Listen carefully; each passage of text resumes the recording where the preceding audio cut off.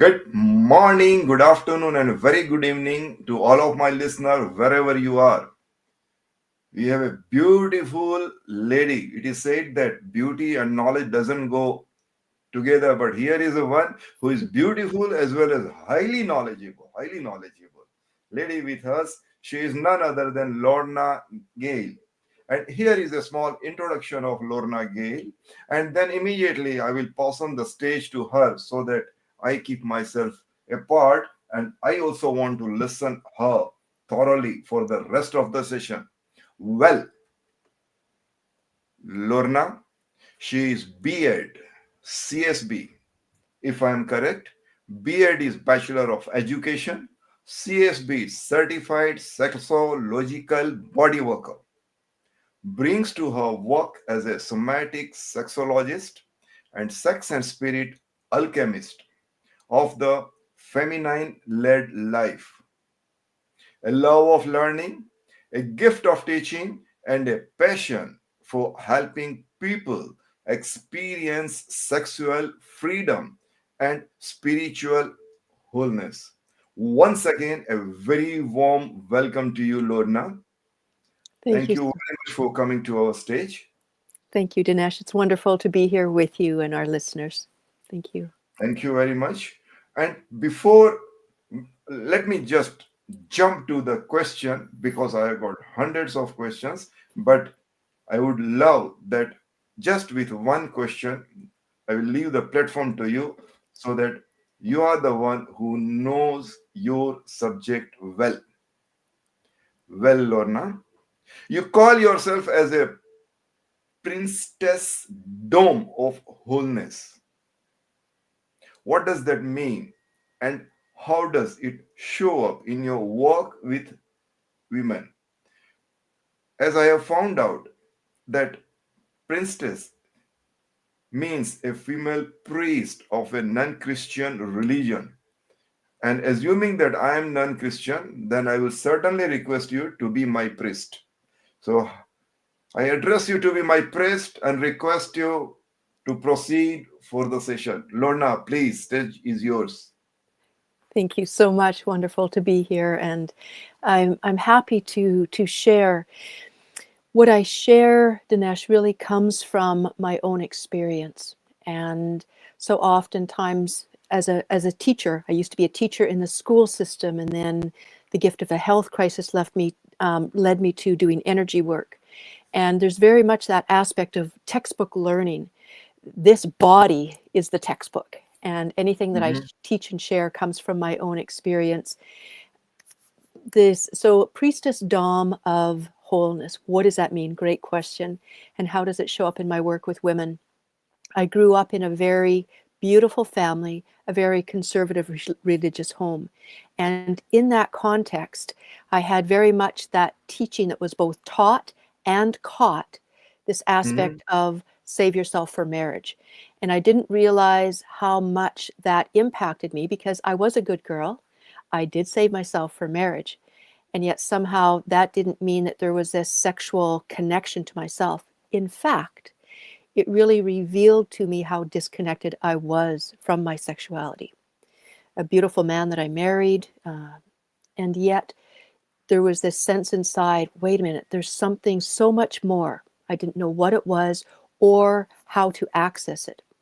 Now, I think that in many ways, when we think about sexuality, we think about the act of sex, and there's often this aspect of with somebody else.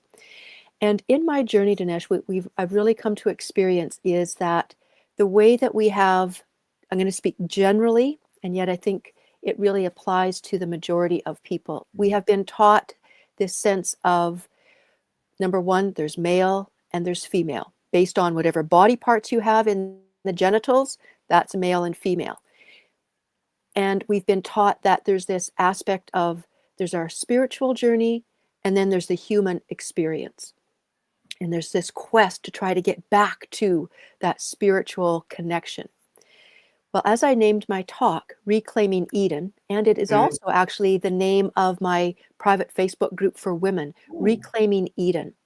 When I look at that story, that I grew up very much being immersed in, that the story of the Garden of Eden, and here's the apple tree and the serpent tempting, and the woman gives in, and because of that, here Adam, take a bite of this apple, and because of that, all of a sudden, boom and crash, and there's this, wait a minute, you ate, you have sinned, put on your fig leaves, and you are banished from the Garden of Eden,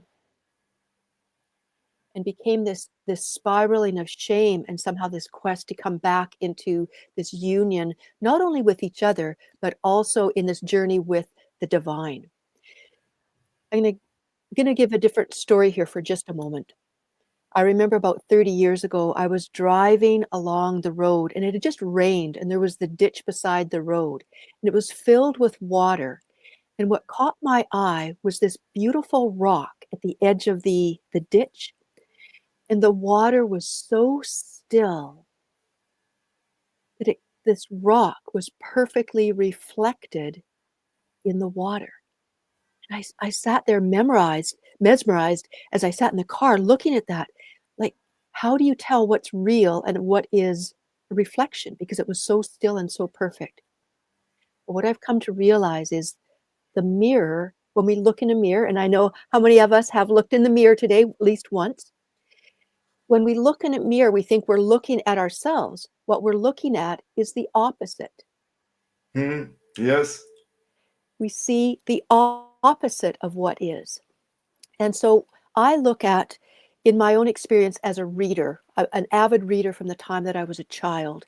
When I taught school, I got to teach children how to write stories. And so I look at things through the lens of the story, and how taking this story of the Garden of Eden in many ways can really beautifully represent things. And I look at it as a mirror. So we're going to do a bit of dissecting here to be able to speak to how this impacts, and why do I call myself a priestess dom. When we look at the Garden of Eden, number one, here is the tree of good and evil, and there was the apple tree. If we start to look at things from different perspectives in a mirror, number one is, here's the apple. The apple actually represents, in my view, in looking things through a storyline and through a mirror, is that apple actually is an aphrodisiac. The serpent actually wasn't something of evil, but actually represents that kundalini, that energy, that erotic energy that goes up the spine and is a part of the DNA of who we are.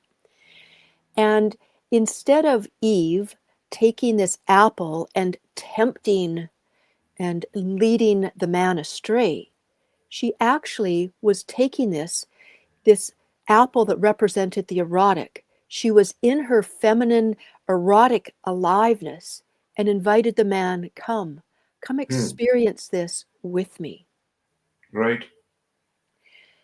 So in order to have a story, we all know that any story, whether it's in a book or a movie, it has to have the antagonists. It has to have challenges. It has to have struggles, tests. Any fairy tale shows us that. And so too, this aspect of, let's create the story of the Garden of Eden, where that was wrong and sinful and so separate from our divine nature, banished. And in doing so, it has created this perception of our sexuality, and in particular, feminine sexuality, as sinful, as shameful, unless it fits into a container of marriage. Okay. So this idea of save yourself for marriage, which I did. When I look back now, why was I so disconnected from my sexuality? And each time I tell this and speak about this, women are nodding their head. They get this. They've been taught, be the good girl, save yourself for marriage. They get that. What we take in at a very deep level is, my body isn't mine. My sexuality isn't mine. And even the sense of boundaries, what are those?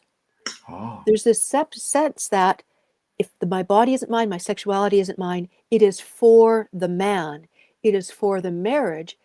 Right away, it sets up this way that this feminine energy, and I use the word erotic, to speak to that life force energy that we are.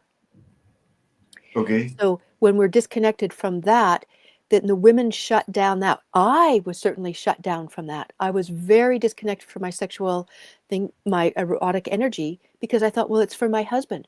So growing up, it didn't matter what men did to me. I thought, I don't have a say. It's not my body. They can do whatever they want. When Oh. I got into my marriage, my beautiful husband tried to please me, but I was so disconnected. And so with my journey of trying to connect to my sexuality, and over and over and over, as I, in this last 16 years of being a somatic sexologist and creating spaces for women who want to come in and reconnect to their body and their sexuality, Mm-hmm. there's this aspect of, where do I start? Where do I start? There's this perception that I am for the man. Okay. And men are often raised in this way as well. And so we are raised in this aspect where men are the head of the home, where there's the masculine energy that is held as the primary.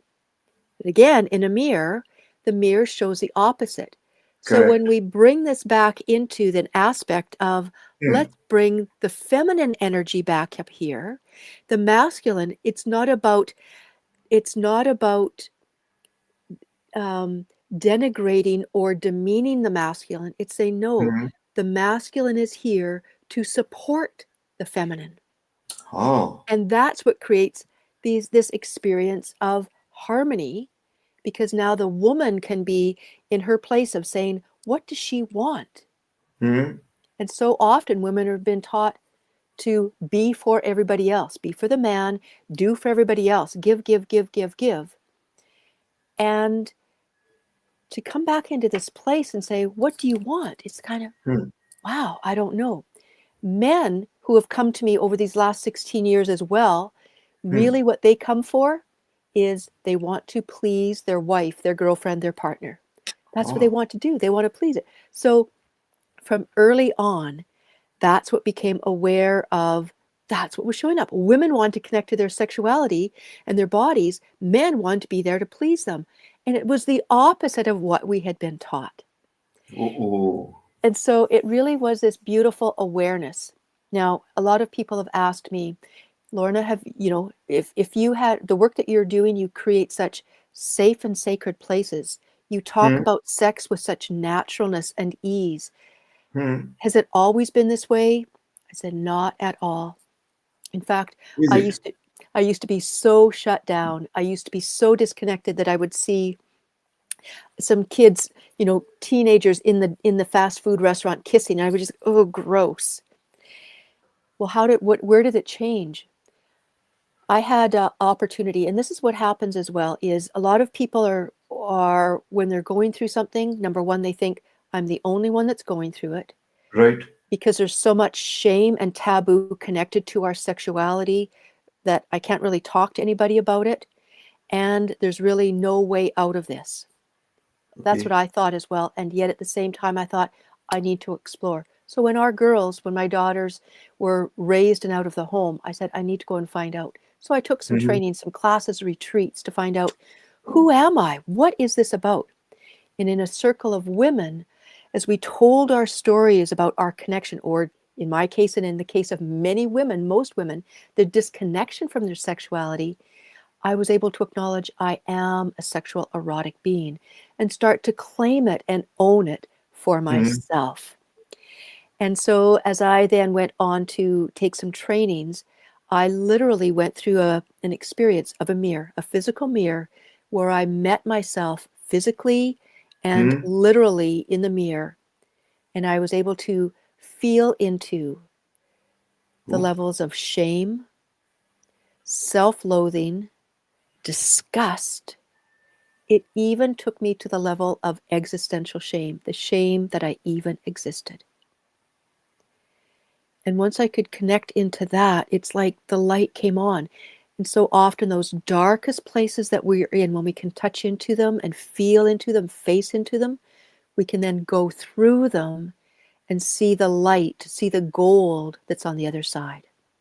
And that's what it was. It was kind of like, oh my goodness, I had what I call my midlife sexual awakening in an instant 180-degree turn from being really disconnected and disgusted to life is erotic.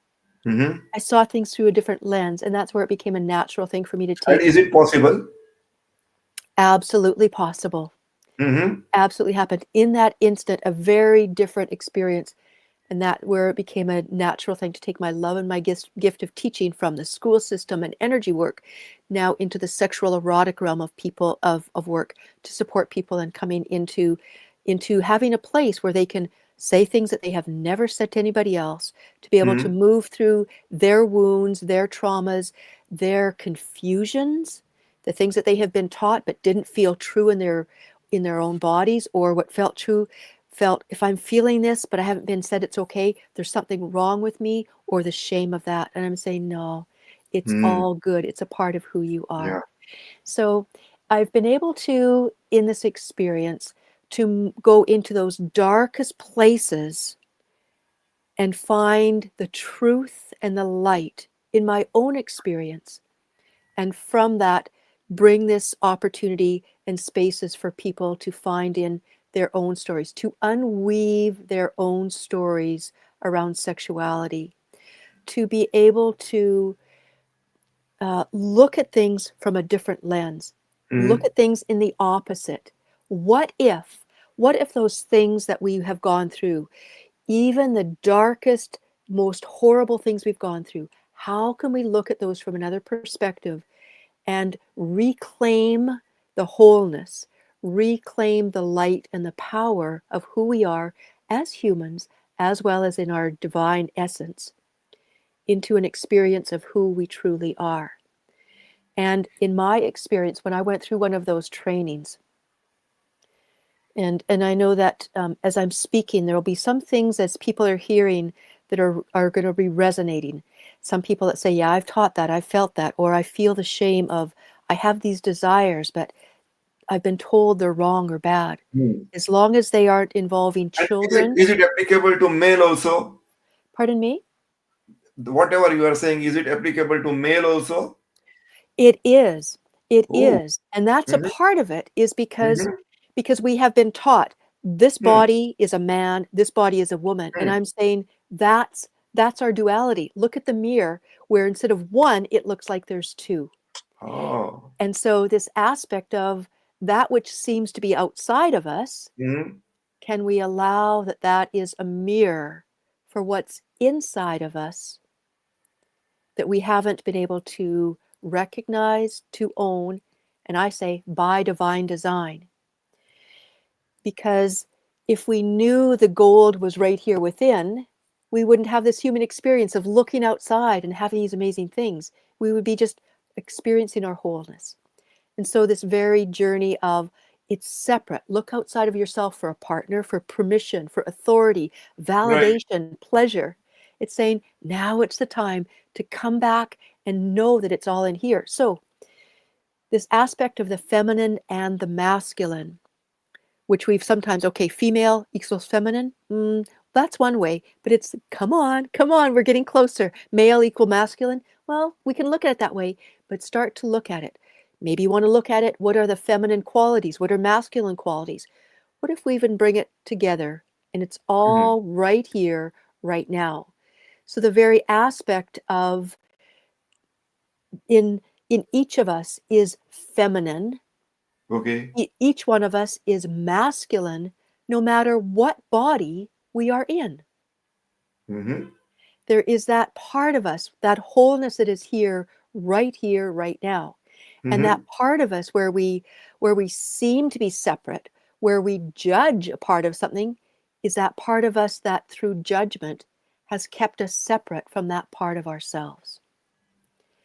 So, this Wow. whole aspect of people Mm. seeking, I'm looking for the partner. I'm saying, can you be your own best lover?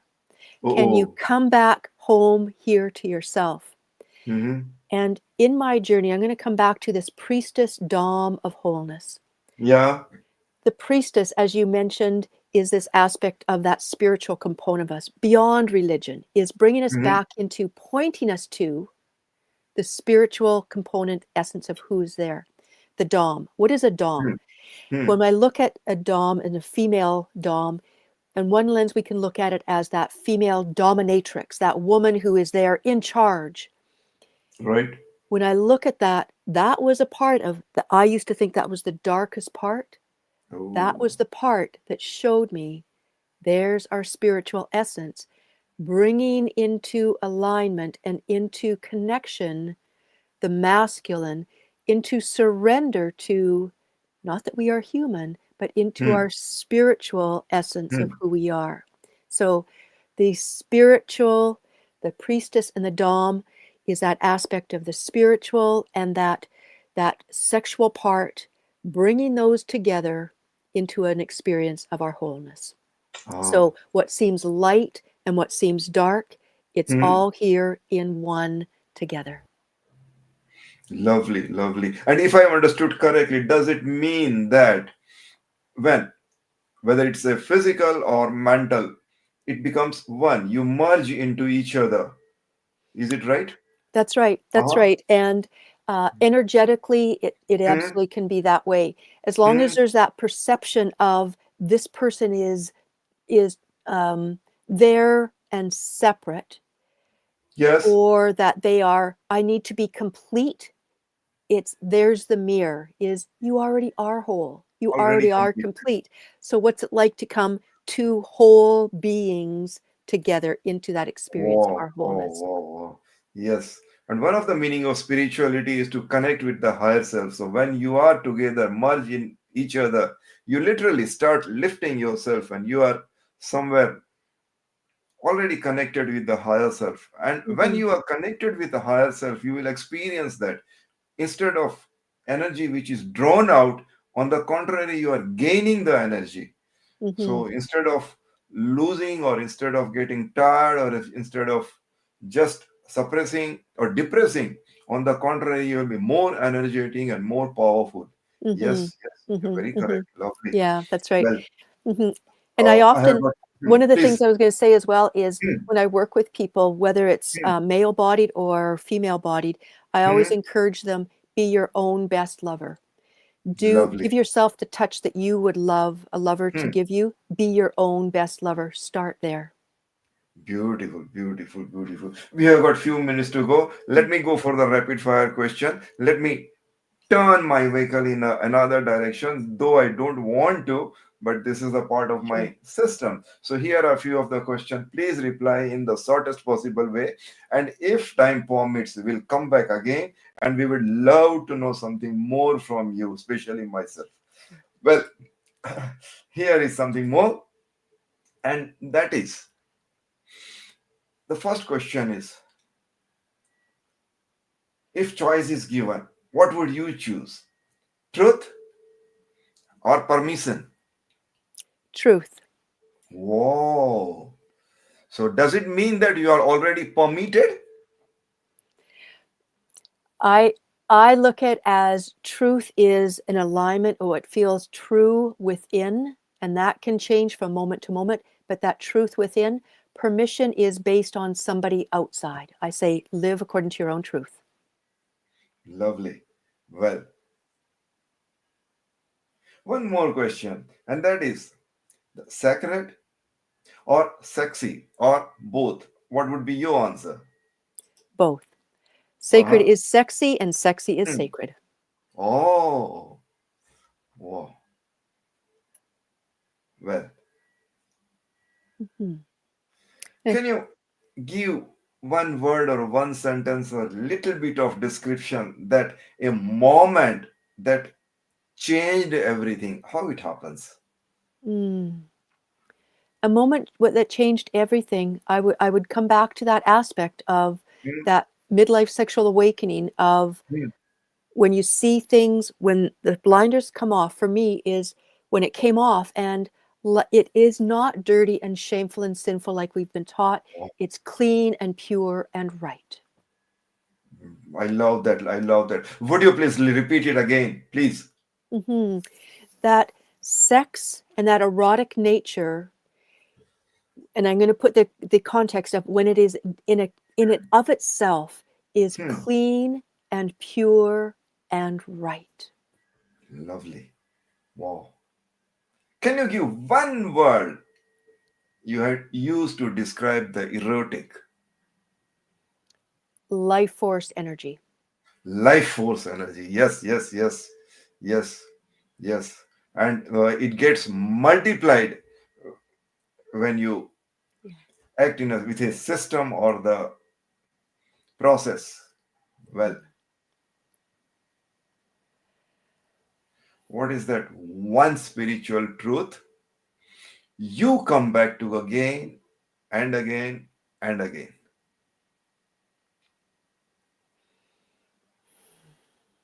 There is no other or Hmm? out there. Mhm. The wholeness, the Oh, oneness and the wholeness of life. beautiful. Lorna, when do you feel most alive in your body? When? What is that time? What is Mm. the situation or moment? Hmm. When I am fully present, whatever I am doing, whether I'm working on Oh, my taxes, whether I am in my own erotic practice, whether I'm feeling the wind on my face, eating that juicy apple, when I'm fully here in this moment. oh. I have few more questions to be asked, but I'm not going to ask you. But I wish that we have got still about 4 minutes or so. Please tell us something more, especially if you wish that one of the point that at least for the people like me or who are the male who need to focus or practice or take care of, I would love to have that, please. Oh, I love that. I work with so many men as well. Hmm, And the aspect of instead of an agenda or an hmm, outcome is hmm. slow down and feel.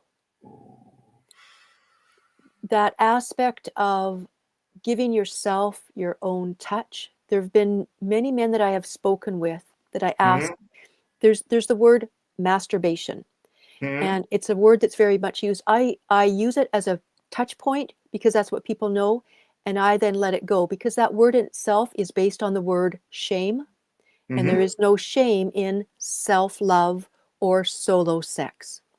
So I invite men to let themselves touch, and not just their genitals, but hmm, to touch their whole body. Give themselves that touch.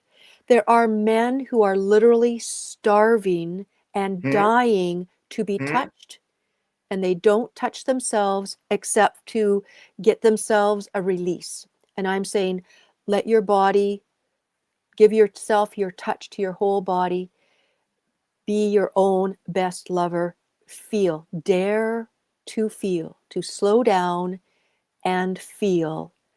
And from there, let go of this agenda that somehow there needs to be a release. It's kind of like, no, can you feel the aliveness and the connection Oh. to your own body?